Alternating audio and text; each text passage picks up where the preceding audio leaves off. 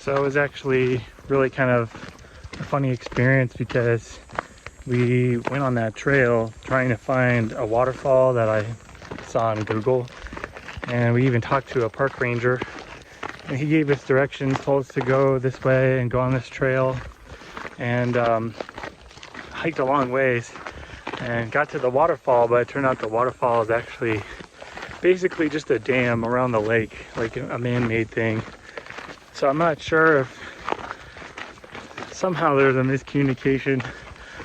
So by the time I got all the way to the waterfall, I was pretty much exhausted and had like my heart kind of set on sketching that. So maybe I'll have to go back and look tomorrow, but pretty much needed to turn around and head back, and got to, I guess, kind of the head of the trail, and I really just loved how the trail was kind of snaking down and the light breaking across. So this is the scene I'm trying to capture. I like how this trail's coming down here, and this tree here, the clouds, and these distant hills. So we'll see what we can do and try out this new setup I have.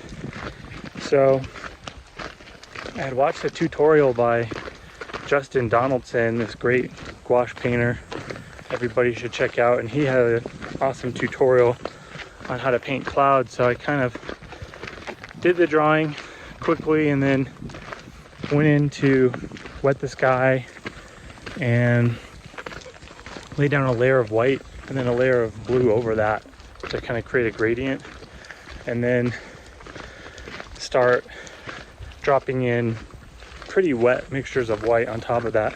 I probably should have just left it at that stage because it looked really good.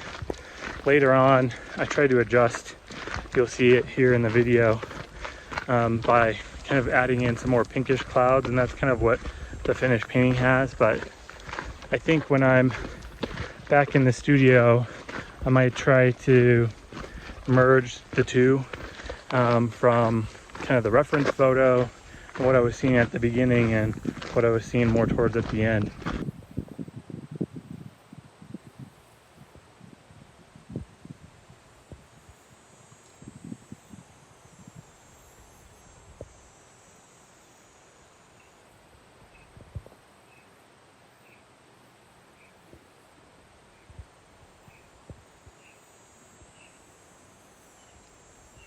Hi.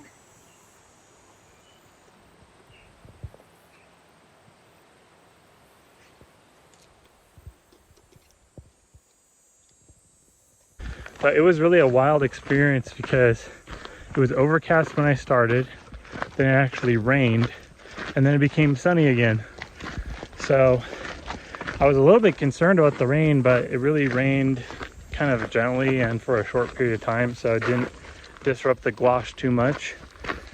And kind of working on like a time crunch, so I really tried to paint as fast as possible.